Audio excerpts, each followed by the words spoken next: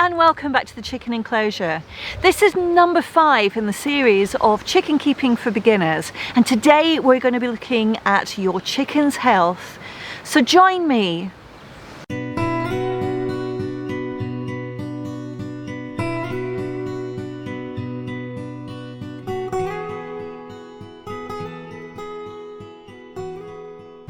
Hi, my name's Fiona. So far in this series we've looked at space and the type of housing you can have for your chickens. We've looked at the care of those coops and what you would do with all of that poop that your chickens produce. We've looked at the type of feed you can give your chickens, the day-to-day food and the treats. We've also looked at the types of feeders and drinkers. In this, the 5th in the series, we're going to look at the health of your chickens. We're going to start by looking at biosecurity, how to stop problems coming into your flock in the first place. We're going to look at the chicken itself and things you can observe about them to make sure that your chickens stay healthy. And then we're going to look at common issues and what you can do about them once they happen. So let's get started.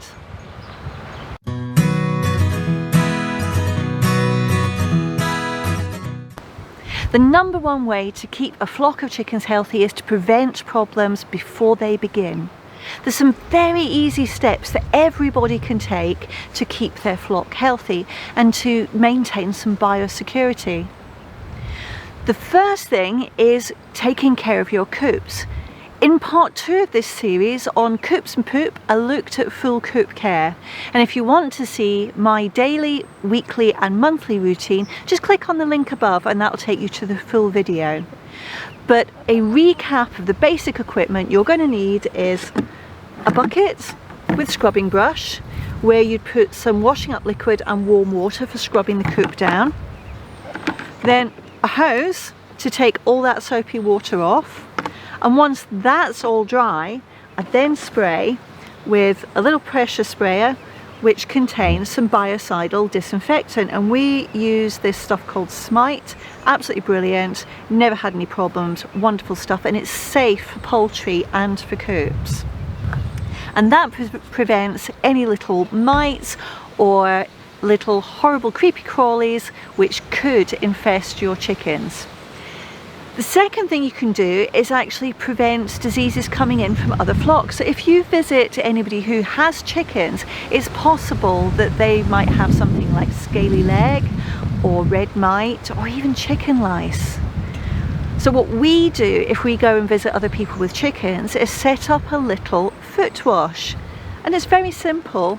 You can have an old washing up bowl, or as we do, an old gravel tray that was used for plants. Put some water in there with some basic pine disinfectant and basically slosh the boots around and scrub them a little bit and then hose them off.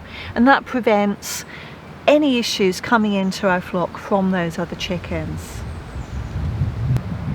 Before picking up your first hens, I'd really encourage you to think about, as part of the environment structure, what are you going to do with any chickens that have trouble? So say you've got a chicken who's got an injury, it's hopping around and it's been picked on by the other chickens, they're pecking away at it and it needs to get away.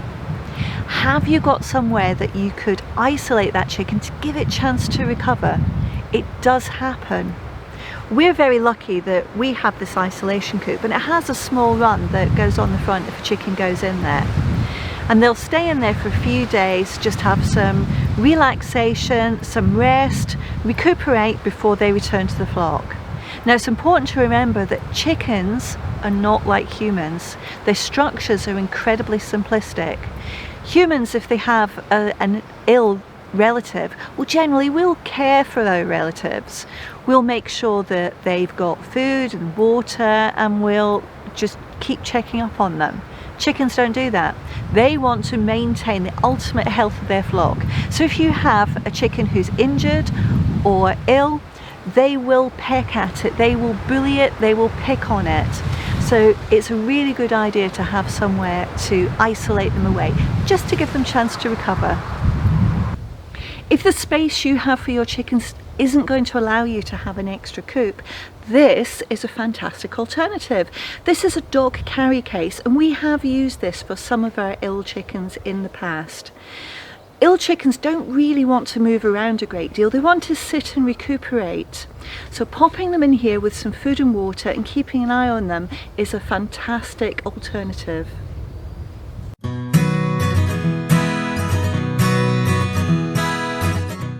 Easiest way to check if your chicken is healthy is to observe its normal behaviours. If it's normally part of the flock and it suddenly separates itself, there's probably a problem going on there, and it's a good idea to do a closer inspection. Chickens will disguise illness or injury sometimes to a late stage, so micro changes are one of your main diagnostic tools to pick up on a problem. Are they animated? Are they running around? Are they eating? Are they drinking? It's also a good idea to keep an eye on the state and colour of their combs. If the way it presents changes, so if it was red and it suddenly becomes pink, it might indicate that there's a problem. Now, breeds that are broody do have their combs turn pink when they go into brood. They also go pink when chickens go into molt. So it may not mean that there is a problem, it might be part of their normal process, but if you're not sure, it gives you a starting point to do a closer inspection. Observing your chickens on a daily basis is your main diagnostic tool. Let me introduce you to Rachel. Rachel is one of our spring chickens that we hatched this year. She is a beautiful example, and what I want to show you in this segment is bodily health checks that you should be doing. Now, as you can see, I'm holding her very firmly around the wings so she's not flapping around. If you have any concerns about catching your chickens during the day, wait until they roost. Go into the coop at night, they're very docile when they're sleeping, stick a head torch on yourself and pick her up, have a good look at her then. The first things we check for are bright eyes and bright feathers. If you're going into autumn and her feathers aren't quite as bright and she started to lose them, it's probably because she's molting, so that time of year don't worry so much, and I will show you some photos of what a molt looks like a little bit later. But the first check is she has beautiful bright eyes and her feather condition is fantastic. I want to check around her vent area because that's the other area which can have big problems. So for this, I need to tip her upside down. Now with Rachel, I can just pick her up and move her upside down. She won't be very happy about it. Like this, have a good look. But a tip for you, if you're not as confident, have an old towel or a shirt and wrap the chicken around the middle so that her wings are held down. Now you shouldn't have this too tight clearly because you don't want to be hurting the hens at all, but it is important that it's held firmly. Now you can more easily turn the chicken upside down. Now I do want to check her vent. I know, my love, it's very, very undignified, isn't it? So I've now got her upside down and I am checking her vent area. And what I'm looking for are feces is the first thing. Second thing I'm looking for is a grey powdery mass at the bottom of the shaft around of the feathers around the vent area. Now if you see that, it's indicative of chicken lice, so you need to have a much closer look for those. Next check I'm going to do is on her feet. First of all, to make sure that there are no calluses or lumps, and as you can see she's lovely and clean and well presented.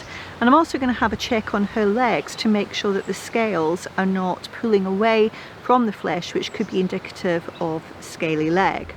Now I think that's enough time upside down, so here she goes, and she's clearly not happy with me. I think she's going to be sulking for about a week or so. I think it's the time for some treats, isn't it? All right, my love, I'm going to let you go. Come on then.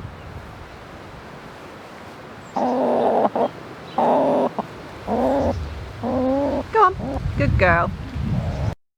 When you see a chicken in molt for the very first time, it really can be quite alarming, but it's a perfectly natural process. This is Gannet going through one of her molts.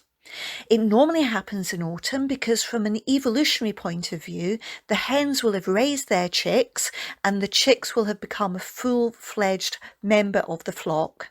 At this time, the hens take the opportunity to get rid of the worn feathers and replace them with weatherproof and waterproof feathers before the really, really cold winter months come in. They will go off lay at this time.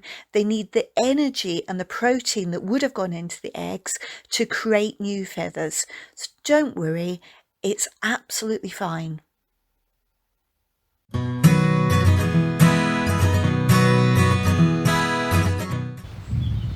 This section is about treatment for your chickens. There are a whole array of potential issues like internal and external parasites, viruses, infections, and physical issues which could impact your chickens. So it's a fantastic idea before you get them to familiarise yourself with what could potentially happen. Any advice that I give or any literature gives can't replace that from a qualified professional, but it will help you on the road to understand what you can do and what will need further advice. What I would advise is get a hold of a book like this, the Haynes Chicken Manual. Now this covers all aspects of chicken keeping, but it has a fantastic section on chicken health covering the most common issues. For me, what I'd like to do here is go through the basic equipment that I would advise you should have in stock, and most chicken keepers would keep in stock to deal with the issues you can treat yourself. So I'm going to start with things which may be in your coop. So let's talk about mites or little insects or even chicken lice. And diatomaceous earth is something which a lot of chicken keepers put on the bedding, partly because it acts as a drying agent on the bedding and means it won't smell quite as much. But it's just this very, very fine powder which is actually made from fossilized algae called diatoms, and it's crushed up and it has this amazing effect where it dries everything out. And what that means is it actually stops any little creepy crawlies, mites or lice from actually breathing, because it blocks up their breathing holes. Providing you're not using huge amounts of it, it won't have a big impact on your chickens. It won't stop them breathing, because chickens as birds breathe in an entirely different way to insects. So you will be safe with that. Something which some chicken keepers use is this louse powder which they put in the bedding, but neither of these will remove anything like chicken lice or mites. It will just knock them back. We haven't heard any stories of this being 100% effective at all. The only thing we've been advised will be 100% effective was recommended to us by a vet. However, she was at pains to say that it's not licensed for chickens. And I need to say that again, it's not licensed for poultry in the UK. And it's something called Ivermectin, a 1% solution, and it's put on with a very, very small dropper, and it's 1 drop per 500 gram of chicken. And it hits the skin, and it's absorbed into the skin, into the bloodstream, and when the little lice and mites actually suck the blood from your chicken, it will then kill them. Now there should be no side effects, or no known side effects for any birds or mammals at all. In fact, it was originally developed for treating worms within humans in Africa many, many years ago, to get on top of that, and it's known to be safe for treating humans. So it is worth thinking about, should that happen to you. We keep a basic amount of first aid equipment to treat the chickens should they be injured. So that might be cuts and scrapes. And in that case, if there's blood which is visible, chickens have this natural instinct to keep the flock as healthy as possible. So if they see ill or injured chickens, they will attack that red. Red is like a trigger for them, and they will go for it.